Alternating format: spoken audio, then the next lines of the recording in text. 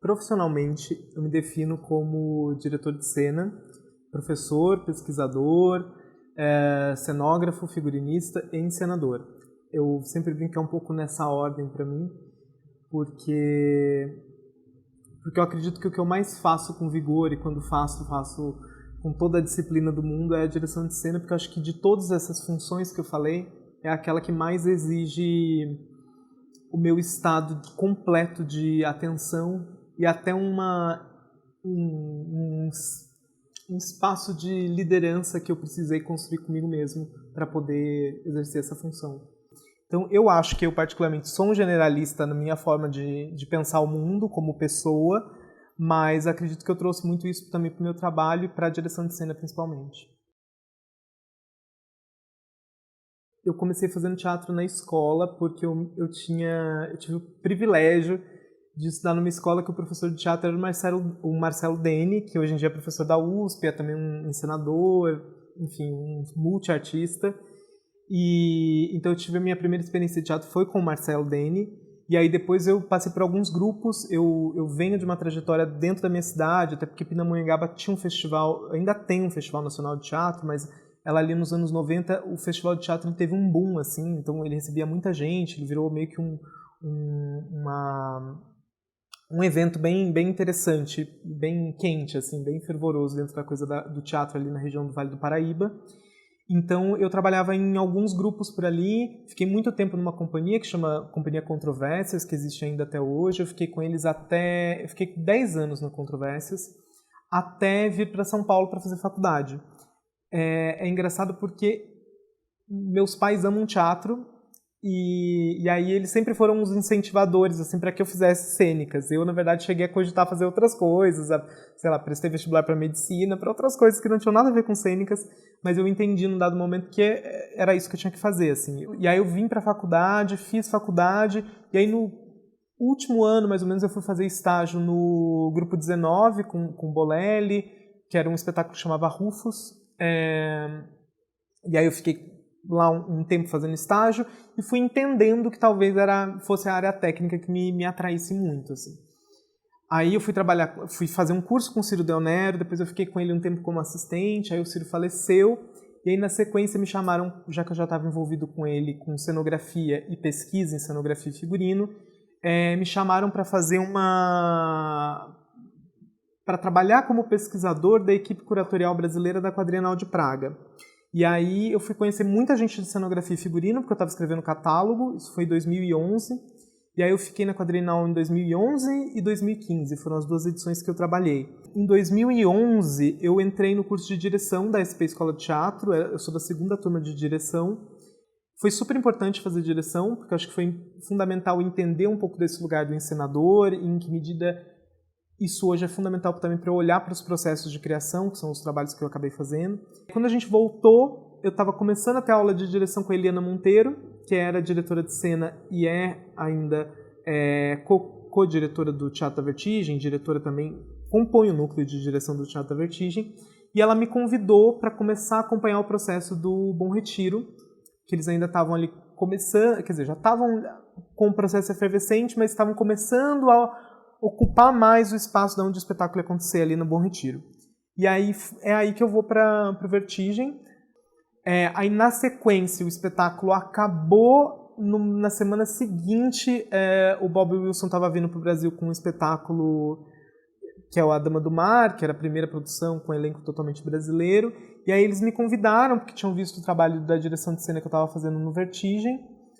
Também eles tinham uma dificuldade para entender quem era essa figura que o Bob queria, porque, de fato, entender quem são as lideranças técnicas no Brasil é muito, muito complicado, assim. Depois eu fui começar... Aí eu acho que...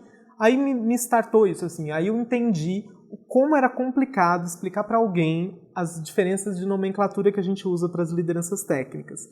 para eu explicar para uma pessoa que eu não era diretor técnico, mas daí para facilitar o diálogo, às vezes eu cedi e falava, não, eu sou diretor técnico do trabalho, mas eu não sou. Isso foi uma das questões que eu coloquei na minha dissertação, que eu falava para mim mesmo. Eu falava, mas será que eu tenho a necessidade de enquadrar isso? Eu acho tão ruim a gente dizer isso é isso, colocar tudo numa caixinha. Mas em um dado momento eu entendi que era importante gerar esses enquadramentos, até para que a gente pudesse melhorar a formação das pessoas em relação a isso, para que esse profissional seja valorizado e possa trabalhar dentro das demandas que correspondem à sua nomenclatura em geral e tudo mais. A direção técnica é aquela figura que é responsável por um espaço específico, ou seja, a gente pode dizer que dentro dos teatros que vocês estão entrevistando as pessoas, vocês estão entrevistando provavelmente diretores técnicos, ou seja, aquela pessoa responsável tanto por receber as companhias que vêm, quanto dar todo o suporte no período de montagem, um suporte ali no momento da apresentação, mas a pessoa em si não é responsável pelo projeto que está chegando, porque ela conhece o espaço, ela sabe onde apertar para funcionar melhor, por que está rangendo ali, por que aquele elipse não funciona muito bem aqui. Aí a gente vai para uma coordenação técnica. A coordenação técnica é aquela figura que geralmente trabalha já com a companhia, ela já tem um vínculo com o espaço e tudo mais, e com o espaço não, com a companhia, isso é importante, com a produção, que é aquela pessoa que ela fica responsável por todos os riders de som, de luz, de cenografia, de vídeo, e ela tem esse condensado, ela que cuida de aluguel, ela sabe quem é o fornecedor, esse é o coordenador técnico. Essa figura que chega, conversa com o diretor técnico do espaço, explica as necessidades dele, mostra os equipamentos que ele tem e ele supervisiona a montagem. Aí a gente tem o stage management, que é mais voltado para o teatro musical de mainstream, ele fica mais firme aqui no Brasil com o aumento das leis de incentivo, o Rouanet e tudo mais, porque isso possibilitou que alguns projetos internacionais viessem para cá com uma dimensão, com orçamentos mais generosos. Então, havia necessidade dessa figura. Mas qual é a diferença do stage manager? Aí é que tá. A gente entra num lugar agora que é o do diretor da apresentação. É o diretor da temporada. O que isso quer dizer? Que é ele que vai acompanhar todos os dias o trabalho. O encenador não necessariamente vai estar lá todos os dias, mas o diretor de cena ou a diretora de cena, eles vão estar lá todos os dias. No Brasil, ele está muito vinculado com o musical, e aí ele geralmente é a figura que ele não trabalha sozinho, por isso que eu estou falando de stage management. Nessas maiores produções, ele geralmente tem uma equipe de no mínimo 3 pessoas. Uma é responsável por chamar o show, e é muito engraçado porque muita gente vincula o stage manager só a figura que chama o show, mas não, ele também é responsável por todas as outras questões ali do cotidiano, de organização de uma logística no cotidiano de trabalho, sem a qual o trabalho não aconteceria. E ela chama todas as kills, as deixas, no caso de som, luz, varia muito de trabalho. Então, mas em geral ela pode chamar som, luz, follow spot, que são os canhões seguidores, as entradas de contrarregragem, mudança de cenário, maquinário. Então ele está no intercom, que é aquele aparelho e geralmente ele fica numa base ali de intercom, numa ilha na coxia, na lateral, com uns monitores, e ele vai acompanhando o espetáculo. Eles também têm uma câmera voltada para o maestro, que está no fosso, para poder acompanhar tanto a canção quanto o tempo ali da cena. Então ele precisa estar sempre colocando em ordem, assim, ele precisa estar o tempo todo orientando tanto quem está cuidando ali do palco, da movimentação de palco, quem está cuidando da movimentação de equipamento, quanto quem está coordenando a orquestra. O diretor de cena, ele tem uma especificidade que é a seguinte, ele não necessariamente vai trabalhar com intercom, mas eu acredito, dentro da minha defesa, do que eu aprendi na minha prática, que ele está vinculado ao processo. É impossível fazer direção de cena se você não está vinculado ao processo. Então, quando você não está vinculado ao processo, você vai fazer uma liderança técnica em teatro de grupo, mas você não participou do processo, você chegou assim, faltando um mês para a coisa acontecer, você pegou a coisa já andando e vai ter que só organizar, vai ter que organizar, porque é muita coisa, e coordenar aquilo dentro do cotidiano das apresentações, de temporada, circulação e tudo mais, aí sim você está fazendo uma direção de palco. A direção de cena, a diferença dela é que ela está desde o primeiro momento do processo, ela que toma as decisões durante a temporada, do que mudar, o que fazer e tudo mais, a partir do que ela ouve da direção, eu sempre penso que, assim, eu penso com a cabeça do encenador. Então, eu fico pensando com a cabeça do encenador com o qual eu estou trabalhando. Então, por exemplo, se eu estou fazendo Bob Wilson, eu fico pensando assim, como o Bob resolveria esse pepino que me apareceu agora? E aí eu tento lidar dentro do que o Bob resolveria. Para isso, eu preciso estudar muito quem é o Bob, como ele pensa, e no cotidiano de ensaios e tudo mais, eu fico do lado dele, assim, o tempo todo, qualquer dúvida, eu não tenho problema nenhum em fazer perguntas sobre qualquer coisa, as mínimas questões para mim são fundamentais, e aí, enfim, a gente pega todos os detalhes. A gente tem que cuidar do que é pequeno, isso é que nós temos que ficar atentos, não o que é grande a gente vai lembrar sempre que é grande. Então eu acho que é isso, o diretor de cena é essa figura que está ligada nos detalhes, ela conhece o processo. Eu e a Elisete, em 2015, depois da experiência do Vertigem, a gente resolveu sentar para conversar, porque eu falei, eu preciso que essa mulher me explique o que ela está fazendo aí há tanto tempo. E aí a gente se aproximou muito, eu e a Elisete, a gente assim, eu a considero como uma das minhas principais parceiras de trabalho, assim, para pensar minha profissão, enfim, é uma das pessoas que mais me ajudou também nesse processo de entender o que é a direção de cena.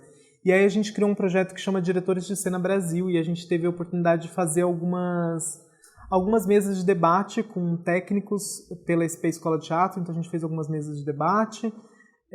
Depois a gente deu um primeiro curso que chama Fundamentos da Direção de Cena, foi o primeiro curso sobre direção de cena aqui no Brasil, para teatro de grupo principalmente, que foi lá na SP, como curso de extensão, e a gente teve a oportunidade de ministrar esse curso no Teatro Sérgio Cardoso. Então foi muito legal porque tinha a estrutura do teatro, mas também a gente podia ir na oficina, então as aulas de efeito especial, de fogos outdoor, a gente pôde fazer lá na oficina. Porque tem todas essas técnicas, né? Que, querendo ou não, a gente também tem que falar um pouco dessa coisa do como é que dá um nó, então você tem que explicar como é que dá um nó. Ou como é que você monta uma pasta de trabalho, né? Assim, não precisa ser sempre igual, não tem um método fechado, mas como é que a gente sistematiza as nossas experiências, né?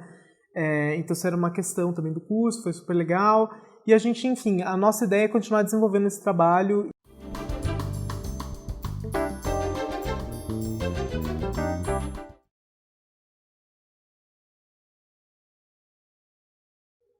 Eu fui buscar ter uma rubrica sobre direção de cena na biblioteca de uma universidade no Brasil, que não tem. Não dá para considerar que apenas ser acadêmico ou escrever sobre técnica me faça um técnico. Antes de mais nada, eu sou um técnico que escreveu sobre técnicos e para técnicos e com técnicos. Isso também é importante. Tem hoje em dia essa discussão do lugar de fala. Eu estava ali totalmente no meu lugar de fala enquanto técnico. Era o meu momento de falar e agora é o momento das pessoas que eu gostaria de ver dentro da biblioteca falarem comigo. Então, por isso que eu fui entrevistar as 22 pessoas que eu queria, esses 22 líderes técnicos do circo, da Pina Bausch, para conversar comigo dentro da academia. Mas eles não teriam tanta propriedade para falar se não fosse a prática. E eu também não teria tanta propriedade para escrever se não fosse minha prática. Eu acho que a academia precisa aprender muito mais com os técnicos e com a prática do que a gente com a academia, de verdade. Acho que a gente tem que ocupar a academia, porque ela faz... É fundamental que a gente ocupe a academia, porque além de nos fazer refletir, ela nos ajuda a construir um conhecimento e a pensar em melhores condições de vida, de trabalho, enfim, de um conceito político para o que a gente está vivendo. Então a academia é fundamental nesse sentido para o técnico.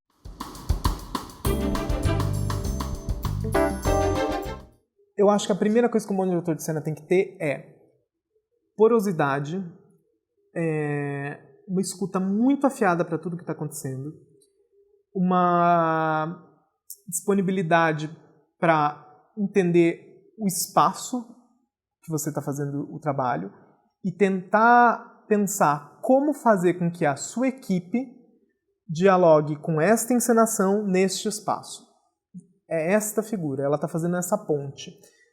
Tem um termo que eu acho muito bom para definir essas figuras de liderança, que é elo. Nós somos figuras de elo. Nós fazemos o elo entre o artístico, o técnico, o ético, o público. O público é super importante para mim.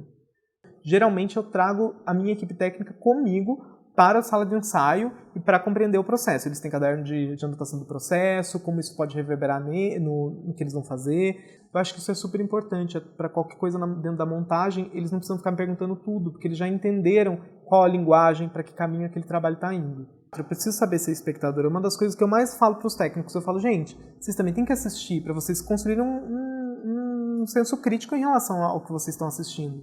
Entendeu? Porque senão a gente, ainda que a gente fique um ano inteiro em cartaz, nunca saia daquela peça, fique ali um tempo, quando a gente sai, a gente também tem que se disponibilizar a ser espectador. Ou no nosso momento de folga, a gente tem que se disponibilizar a ser um espectador de um filme que vai me influenciar, de uma exposição que vai me influenciar. Eu tenho que estar disposto a ser espectador, tanto de teatro quanto das artes como um todo. Todos nós estamos contando essa história, não sou eu sozinho que estou contando. Você tem que saber por que eu estou fazendo isso, tem que ter um porquê para você também. Se não tiver porquê, não tem nem porque eu sempre falo isso para os técnicos, eu falo, olha gente, se você não tem tesão ou não aquilo que você está fazendo não reverberar em você de uma forma que te faça se mobilizar, não vale nem a pena sair de casa, né? Só pelo dinheiro. Aí a gente pode fazer outra coisa, porque ganha tão pouco, você pode fazer outra coisa que dê menos, né? Às vezes até mais dinheiro. Eu acho que a melhor parte da minha profissão é o convívio com as pessoas, é o cotidiano dela. E a pior parte dela é ser a figura que tem que ter resposta para tudo. No fundo, eu não tenho que ter resposta para tudo. Porque, afinal de contas, eu não construí o teatro sozinho. A gente construiu ele junto. Então, é uma construção coletiva. Mas, muitas vezes, as pessoas esperam que você tenha resposta para tudo. E é bom ter resposta, muitas vezes. A gente tem que pensar em questões técnicas, estéticas e éticas no que a gente está fazendo o tempo todo. Eu acho que o teatro agora está começando a pensar um pouco mais num espaço identitário, que pode ser muito interessante pensando eticamente no momento que a gente está vivendo. Esteticamente, eu acho que a gente tem muitas coisas que evoluíram e tem muitas coisas que ainda permaneceram. Eu acho que a gente aprendeu a deglutir melhor o que estão trazendo pra gente e a criar o que pode ser uma linguagem nossa. Isso é uma coisa que me interessa, assim. Quando a Grada Quilomba diz que aquele que está à margem, ele ao mesmo tempo que ele é oprimido, ele também pode ser um opressor, é importante a gente entender que apesar do técnico muitas vezes parecer estar à margem, ou de fato estar à margem do processo de criação, ele no seu cotidiano de trabalho, ele também muitas vezes se coloca como um opressor. Então, ainda que a gente esteja à margem, a gente vê opressores dentro da própria margem. Isso eu estou querendo dizer por quê? A gente quase não vê ainda técnicas mulheres liderando teatros. Eu tive a experiência de entrevistar uma galera para o mestrado, eu tenho viajado bastante com espetáculos, tanto aqui no Brasil como fora, e é muito complicado você chegar e nunca ter uma mulher nas equipes técnicas. Assim, ou ter uma mulher que está sempre relegada ao você vai ser a contra-regra, ou a camareira, porque porque ela não pode pegar peso. Porque isso ainda existe, isso é uma limitação de quem pensa isso, isso é um problema. Eu acho que é por isso que a gente ainda não evoluiu mais.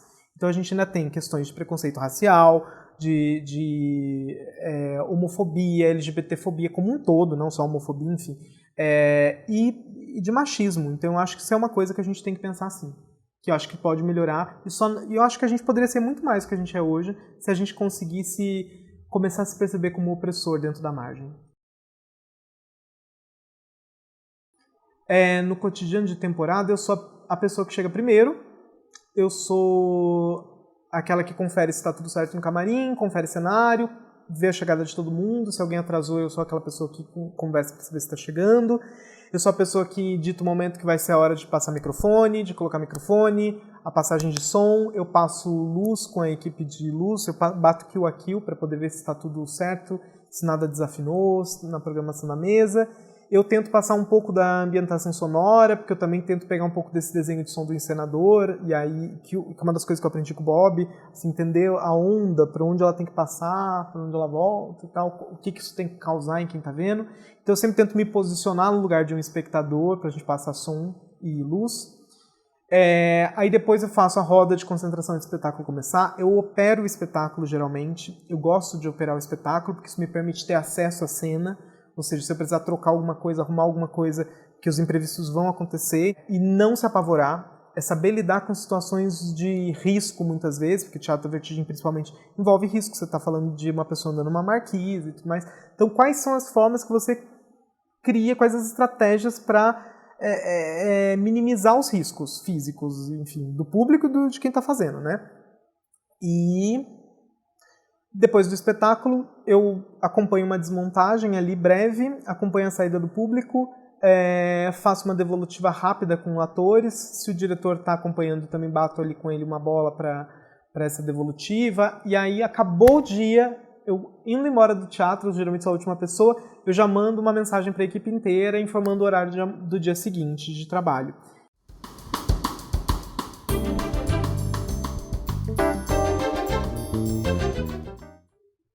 Teatro para mim é um encontro.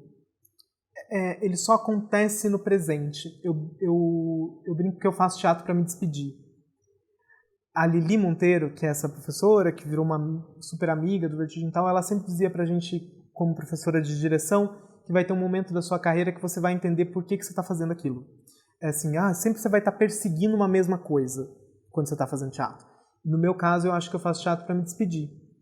Porque toda cena é uma despedida. O que ela aconteceu hoje, ela morreu, e amanhã ela já não vai acontecer mais. Então, só quem estava aqui comigo, vivendo essa experiência nesse momento coletivo, que pode guardar. O público é super importante para mim, porque ele que me dita o ritmo dos espetáculos que geralmente eu faço. Ainda que eu esteja ali num espaço seguro, que eu brinco que é o palco, né? Tipo, aquele limitezinho o público que está ali do outro lado é muito importante, porque é ele que dita esse ritmo. Então, às vezes um público pode fazer com que um espetáculo acelere ou pode exigir que um espetáculo segure um pouco mais, enfim. Eu tenho essa relação. Eu também procuro, quando possível, ficar na entrada do teatro, acompanhando a entrada do público, porque daí eu consigo ter um pouco de noção de quem está assistindo hoje, para onde é que essa pessoa está vendo, ou já aconteceu casos, quando foi possível, enfim, que o público ficou muito sentado para um lado, e aí eu consegui fazer com que todo mundo fosse para o centro, isso num teatro fechado. Agora, por exemplo, no Teatro da Vertigem é uma outra história, você tem que criar uma relação com o público de confiança também, e aí isso é muito doido.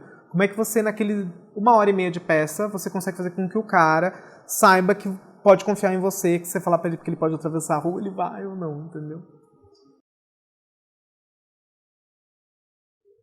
Tem.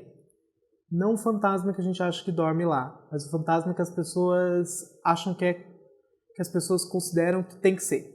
Quando toda vez que alguém chega e fala pra mim, não, é que tem que ser assim, é um fantasma, que tá na cabeça dela. Para mim isso é um fantasma. Os principais fantasmas do teatro são as regras ilogicamente e inquebráveis.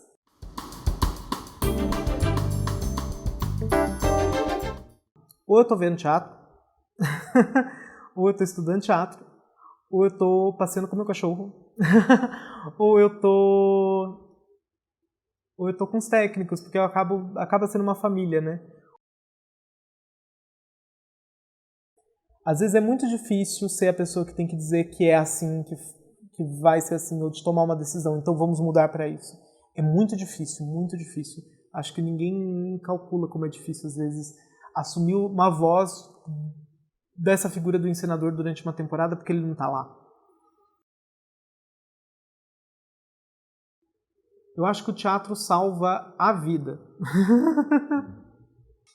Eu acho que eu ia ser um cara muito triste se eu não fizesse teatro. O teatro não me deixou ter finais de semana. Como as outras pessoas geralmente têm. E eu acho ótimo, porque eu me divirto tanto quanto elas, entendeu? Muita gente brinca de, eu trabalho pela diversão dos outros. Eu acho ótimo, porque eu me divirto também fazendo, então estamos quites. Saltei fora desse mundo seguro, de horários rígidos e salário mensal para mergulhar no meu próprio vácuo. Um futuro se perdeu ontem, irrecuperável e facilmente. Ninguém me conhece, acabou, ponto final. Até nunca mais, então, falei. Eu chorava baixinho, senti o rosto contraído. Caso eu não te veja nunca mais, boa sorte, viva a vida para valer. Fiquei ali onde me deixaram, trêmula de amor e desejo, soluçando no escuro. As paredes desabadas, as ruínas de um universo em potencial.